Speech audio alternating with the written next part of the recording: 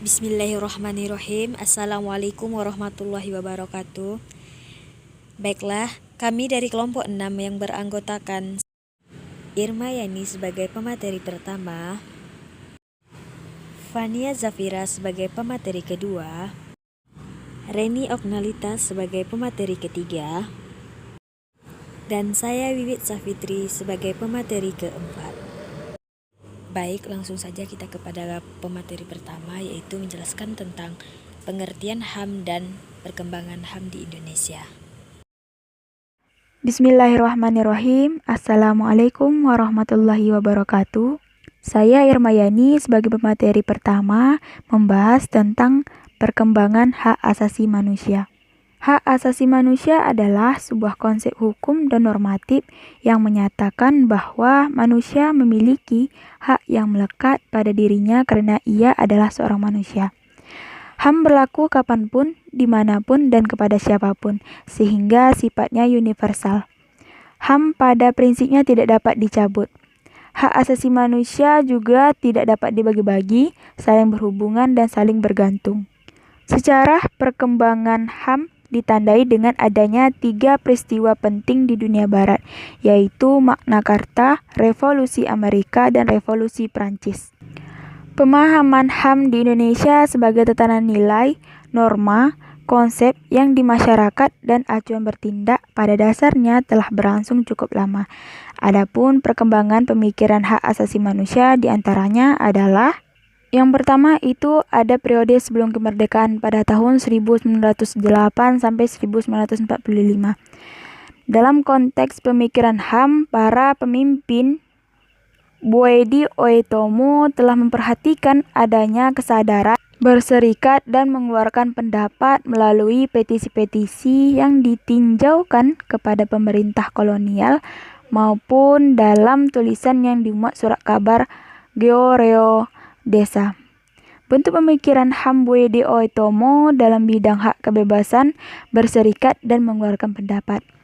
Perdebatan pemikiran HAM yang terjadi dalam sidang BPUPKI berkaitan dengan masalah hak persamaan kedudukan di muka hukum, hak atas pekerjaan dan penghidupan yang tidak layak, hak untuk memeluk agama dan kepercayaan, hak berserikat, hak berkumpul, hak mengeluarkan pikiran dengan lisan dan tulisan. Yang kedua itu ada periode setelah kemerdekaan itu pada tahun 1945 sampai sekarang. Nah, periode yang pertama itu periode 1945 sampai 1950. Pemikiran HAM pada periode awal kemerdekaan masih menekankan pada hak untuk merdeka, hak kebebasan untuk berserikat melalui organisasi politik yang didirikan, serta hak kebebasan untuk menyampaikan pendapat terutama di parlemen.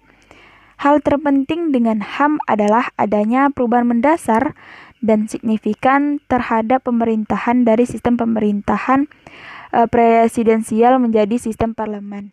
Selanjutnya periode 1950 sampai 1959. Pada dalam rangka perjalanan negara Indonesia dikenal dengan sebutan periode demokrasi parlementer. Pemikiran HAM pada periode ini mendapatkan momentum yang sangat membanggakan karena suasana kebebasan yang menjadi semangat demokrasi atau demokrasi parlementer yang menjadi tempat di kalangan elit politik. Selanjutnya periode 1959 sampai 1966. Nah, pada periode ini merupakan masa berakhirnya demokrasi liberal dan digantikan dengan demokrasi terpimpin, yang pada itu berpusat pada kekuasaan Presiden Soekarno. Demokrasi terpimpin tidak lain sebagai bentuk penolakan Presiden Soekarno terhadap demokrasi parlementer yang dinilai merupakan produk Barat. Melalui sistem demokrasi terpimpin, kekuasaan terpusat di tangan Presiden. Presiden tidak dapat dikontrol oleh parlemen, tapi sebaliknya parlemen dikendalikan oleh Presiden. Kekuasaan Presiden Soekarno bersifat absolut, bahkan dinobatkan sebagai presiden seumur hidup. Dan akhir pemerintahan Presiden Soekarno ini sekaligus sebagai awal pemerintahan Orde Baru, yaitu pada masa pemerintahan Presiden Soeharto. Selanjutnya periode 1966 sampai 1998. Nah, pada mulanya Orde Baru menjanjikan harapan baru bagi penegakan HAM di Indonesia. Janji-janji Orde Baru tentang HAM mengalami kemunduran pesat pada tahun 1970-an sampai 1980-an. Setelah mendapat mandat konstitusional dari sidang MPRS. Orde Baru menolak HAM dengan alasan HAM dan demokrasi merupakan produk Barat yang individualistik, yang militeristik. Sangat bertentangan dengan prinsip lokal Indonesia yang berprinsip gotong royong dan kekeluargaan.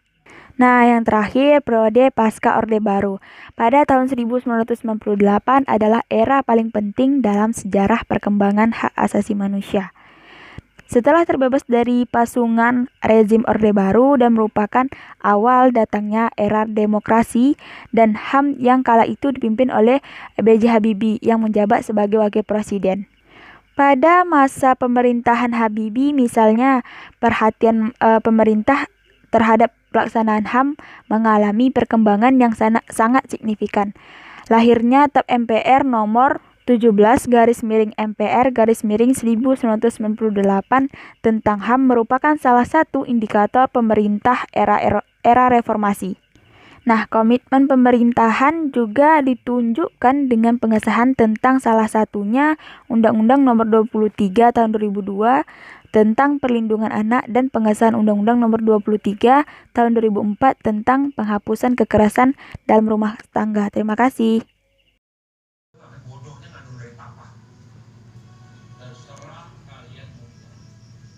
Baiklah, saya Fania Zapira akan melanjutkan pembahasan mengenai hak asasi manusia di Indonesia. Penegakan dan perlindungan hak asasi manusia di Indonesia masih tetap membutuhkan landasan yang baku dan kuat. Perubahan pemakaian konstitusi di Indonesia sejak masa kemerdekaan menunjukkan fluktuasi jaminan hak asasi manusia di Indonesia itu sendiri. Sehingga amandemen terhadap Undang-Undang Dasar 1945 barangkali bisa mengarah pada perbaikan jaminan hak asasi manusia itu sendiri. Namun, ahli hukum pada umumnya melihat bahwa Undang-Undang Dasar 1949 dan UUDS 1950 lebih mengakomodasi jaminan terhadap HAM itu sendiri. Hak dan kewajiban asasi manusia. Dalam Undang-Undang Dasar 1945 memuat hak asasi manusia yang terdiri dari 1. Hak kebebasan untuk mengeluarkan pendapat, 2. Hak kedudukan yang sama di dalam hukum, 3. Hak kebebasan berkumpul, 4. Hak kebebasan beragama, 5. Hak penghidupan yang layak, 6. Hak kebebasan berserikat, 7. Hak memperoleh pengajaran atau pendidikan. Dalam Undang-Undang Nomor 39 Tahun 1999 tentang HAM, yaitu 1. Hak untuk hidup, 2. Hak berkeluarga dan melanjutkan keturunan, 3. Hak mengembangkan diri, 4. Hak memperoleh keadilan, 5. Hak atas kebebasan pribadi, 6. Hak atas rasa aman, 7. Hak atas kesejahteraan, 8. Hak turut serta dalam pemerintahan, 9. Hak wanita, 10. Hak anak. Kewajiban asasi manusia. Hak dan kewajiban asasi manusia merupakan dua hal yang saling berkaitan satu sama lain, yang memiliki hubungan sebab akibat. Seseorang bisa mendapatkan haknya apabila mereka telah melaksanakan kewajibannya terlebih dahulu. Dengan kata lain, hak dan kewajiban asasi manusia merupakan bentuk pembatasan atas HAM. Diatur dalam Undang-Undang RI Nomor 39 Tahun 1999 Pasal 1 Ayat 2. Kewajiban asasi manusia adalah seperangkat kewajiban yang apabila tidak dilaksanakan, tidak memungkinkan terlaksananya dan tegaknya HAM. Artinya, kewajiban asasi manusia adalah kewajiban yang harus dijalankan setiap manusia yang bertujuan untuk menegakkan HAM. Selanjutnya, contoh kasus HAM di Indonesia. Di sini kami mengambil contoh dari kerusuhan Papua dan Papua Barat. Adapun kerusuhan ini terjadi di Papua dan Papua Barat pada Agustus 2019, pasca tindakan rasisme aparat kepada mahasiswa Papua di Surabaya dan Malang. Peristiwa yang terjadi pada 19 Agustus 2019 ini dimulai di Manokwari. Papua Barat dan meluas ke beberapa wilayah lainnya seperti Sorong, Jayapura, Wamena, Fak-Fak, dan Timika. Beberapa hari kemudian, dalam kerusuhan itu, massa memblokade sejumlah ruas jalan dan membakar beberapa fasilitas umum, kendaraan, bandara, lapas, hingga kantor pemerintahan, seperti kantor DPRD Papua Barat. Diskriminasi dari aksi rasisme terhadap masyarakat Papua ini oleh aparat keamanan dinilai sebagai bentuk pelanggaran HAM. Aksi unjuk rasa siswa di kota Wamena, Papua ini juga berujung rusuh. Unjuk rasa yang berujung rusuh itu diduga dipicu oleh perkataan bernada rasial oleh seorang guru terhadap siswanya di Wamena.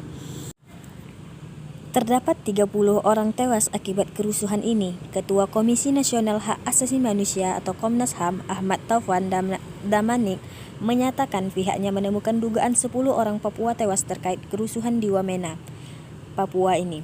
Namun, 10 orang tersebut belum tercatat oleh pihak keamanan.